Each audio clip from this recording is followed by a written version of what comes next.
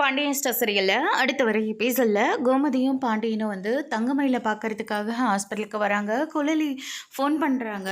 அப்படி எடுக்கலைன்னா அவள் விடவே மாட்டா அப்படின்னு சொல்லிட்டு நம்ம கோமதி இருந்துட்டு பேசிட்டு வரதுக்காக வெளியே போகிறாங்க. அப்போ நம்ம பாண்டியன் இருந்துட்டு நீ ரெஸ்ட் எடுப்பா அப்படின்ற மாதிரி சொல்கிறாங்க. உடம்ப நல்லபடியாக பார்த்துக்கோ, நாங்கள் அப்படி கிளம்புறோம்ப்பா அப்படின்ற மாதிரி சொல்லிட்டு இருக்காங்க. மாமா, ஒரு விஷயம், நான் கல்யாணம் பண்ணி வந்த நாளில் இருந்து நீங்கள் தான் என்ன உங்கள் சொந்த பொண்ணு மாதிரி அவ்வளோ நல்லா பார்த்துக்கிட்டீங்க, ஏன்னா அவ்வளோ மரியாதையாக நடந்துக்கிட்டீங்க.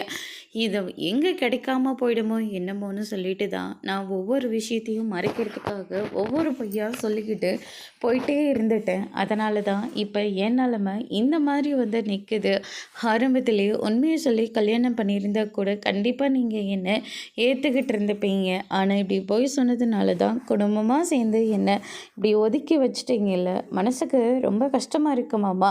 ஆனால் நான் செஞ்ச தப்புக்கு நான் தண்டனையை நல்லாவே அனுபவிச்சிட்ருக்கேன் மாமா. நீங்கள் என்னை ரொம்ப நல்லபடியாக பார்த்துக்கிட்டீங்க, அதுக்காக உங்களுக்கு ரொம்ப நன்றி மாமா. அதே மாதிரி நான் செஞ்ச எல்லா தப்புக்கும் என்னை மன்னிச்சிடுங்க அப்படின்னு சொல்லிட்டு நம்ம தங்கமயில் மன்னிப்பெல்லாம் பயங்கரமாக கேட்டுக்கிட்டு இருக்காங்க. பாண்டியனுக்கும் என்ன பேசுறதுனே தெரியல. பரவலமா இருக்கட்டும் அப்படின்ற மாதிரி சொல்லிட்டு இருக்காங்க. அதுக்கடுத்து தான் பார்த்தீங்கன்னா கோமதி வந்துடுறாங்க.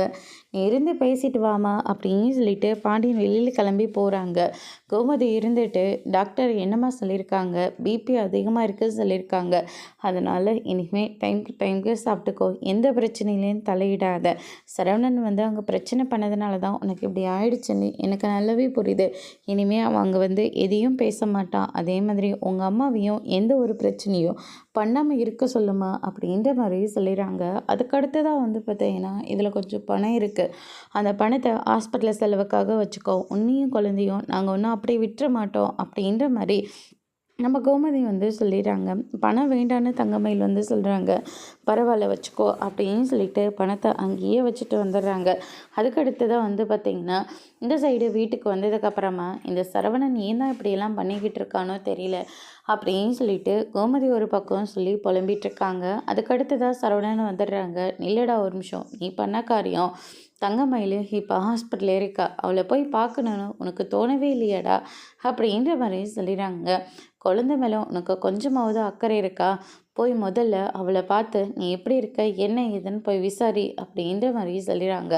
எனக்கு அவளை பார்க்கணுன்னு தோணலை, குழந்தை மேலே எனக்கு அக்கறை இருக்குது, அதுக்காக அவள் கூட சேர்ந்து வாழவோ அவளை பார்க்கவும் எனக்கு சுத்தமாக விருப்பம் இல்லை அப்படின்ற மாதிரி நம்ம சரவணன் சொல்லிடுறாங்க. அதுக்கடுத்ததா நீ போய் பார்த்து தான் ஆகணும் அப்படின்னு சொல்லிட்டு எல்லாருமே கட்டாயப்படுத்துகிறாங்க. சரவணன் வேறு வழி இல்லாமல் சரி அப்படின்ற மாதிரி சொல்லிடுறாங்க.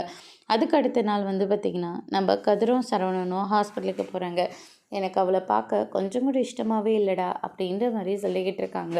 அதுக்கு என்னென்ன பண்ண முடியும், போய் உன்னோட நிலைமையை கொஞ்சம் சொல்லி புரிய வைங்கண்ணா அவங்களுக்கு அப்படின்ற மாதிரி சொல்லிடுறாங்க. அதுக்கு அடுத்ததாக பார்த்திங்கன்னா சரவணன் கதிரும் ஹாஸ்பிட்டலுக்கு போகிற விஷயம், பாக்கியமோ அவங்களுடைய ஹஸ்பண்டும் பார்த்த உடனே பொண்டாட்டிக்காரியும் ஹாஸ்பிட்டலில் படுத்திருக்கா, அவனை பார்க்கணும் செய்யணும் உனக்கு கொஞ்சம் கூட அக்கறை இல்லை, எப்படா எங்கேயாச்சும் போகலாம், எவ்வளோ பார்க்கலானே இருந்திருப்பீங்க அப்படின்ற மாதிரிலாம் சொல்லிக்கிட்டு இருக்காங்க. அதுக்கடுத்ததாக இருக்கிற கொஞ்சம் உசரியும் வாங்கிட்டு போகிறதுக்காக வந்திருக்கீங்களா அப்படின்ற மாதிரி சொல்லிடுறாங்க. அப்படியெல்லாம் ஒன்றும் கிடையாது, அவர் போய் அவர்கிட்ட பார்த்து பேசிட்டோம், நீங்கள் கொஞ்சம் நேரம் அமைதியாக இருங்க அப்படின்ற மாதிரி சொல்லிடுறாங்க. அதுக்கு அடுத்ததாக பார்த்திங்கன்னா சரவணன் இருந்துட்டு மயில்கிட்ட போயிட்டு நீ எப்படி இருக்க அப்படின்னு சொல்லிட்டு கேட்கவும், குழந்தை மேலே எனக்கு நிறையவே அக்கறை இருக்குது, நாங்கள் பேசினதுனால தான் உனக்கு அப்படியெல்லாம் ஆயிடுச்சுன்னு எனக்கு நல்லாவே புரியுது. ஆனால் உங்கள் அம்மா எந்த பிரச்சனையும் பண்ணாமல் இருந்திருந்தாங்கன்னா நாங்கள் கண்டிப்பாக வந்திருக்க மாட்டோம், உனக்கும் இந்த மாதிரி ஒரு நிலைமை வந்திருக்காது. நான் எங்கள் அப்பா அம்மா உன்னை பார்த்து வச்சாங்க, உலகத்திலே யாரும் பார்க்காத பொண்ணு உனக்காக பார்த்து வச்சுருக்குன்னு சொன்னாங்க. என் வாழ்க்கை ரொம்ப மாறப்போது நான் ரொம்ப எதிர்பார்ப்போடு இருந்தேன். ஆனால் எனக்கு இந்த வயசு, அதுக்கடுத்ததாக படிப்பு, இதெல்லாம் ஒரு விஷயமாகவே இல்லை. ஆனால் நீங்கள் மேலும் மேலும் என்னை பிடிச்சி டார்ச்சர் பண்ணீங்க பார்த்தீங்களா, அதுதான் என்னால் ஏற்றுக்கவே முடியல. உன்னை பார்க்கவும் எனக்கு பிடிக்கவே இல்லை. என் குழந்தைய நான் நல்லபடியாக வளர்த்துப்பேன், என் கையில் நீ அப்படியே கொடுத்துட்டு போனாலையும் சரி, ஆனால் உன் கூட மட்டும் குழந்தைய காரணமாக வச்சு சத்தியமாக என்னால் வாழ முடியாது. அதுக்கு இந்த சரவணன் செத்தே போயிடுவான் அப்படின்ற மாதிரி சொல்லிடுறாங்க. இதை கேட்டவுடனே தங்கமயில் ரொம்பவே ஷாக் ஆகுறாங்க.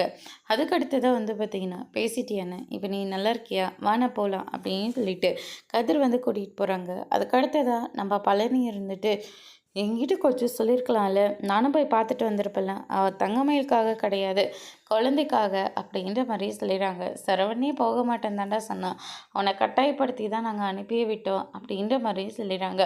அதுக்கு அடுத்ததாக சரவணன் வீட்டுக்கு வந்துடுறாங்க. கூப்பிடுறாங்க, ஆனால் அவங்க பேசுகிறத காதில் போட்டுக்காம சரவணன் பார்த்தீங்கன்னா அங்கேருந்து போயிடுறாங்க. அதுக்கு அடுத்ததாக தங்கமயில பார்த்தியா, விருப்பம் இல்லாதான் நீ அவளை பார்க்க போனேன்னு எனக்கு நல்லாவே தெரியும். அவள் கூட வாழ உனக்கு விருப்பம் இல்லைன்னு எங்களுக்கும் நல்லா புரியுது. ஆனால் அவள் வயிற்றில் வளர்ந்துட்டுருக்கிறது நம்ம வீட்டோட வாரிசு அப்படின்ற மாதிரி சொல்லிடுறாங்க. அதோட இன்னைக்கான எபிசோட் முடிச்சிருக்காங்க. இனி பாண்டியன் ஸ்டோர் சீரியலில் அடுத்தடுத்து என்னெல்லாம் நடக்க போகுதுன்றதை வெயிட் பண்ணி பார்க்கலாம். தேங்க்யூ.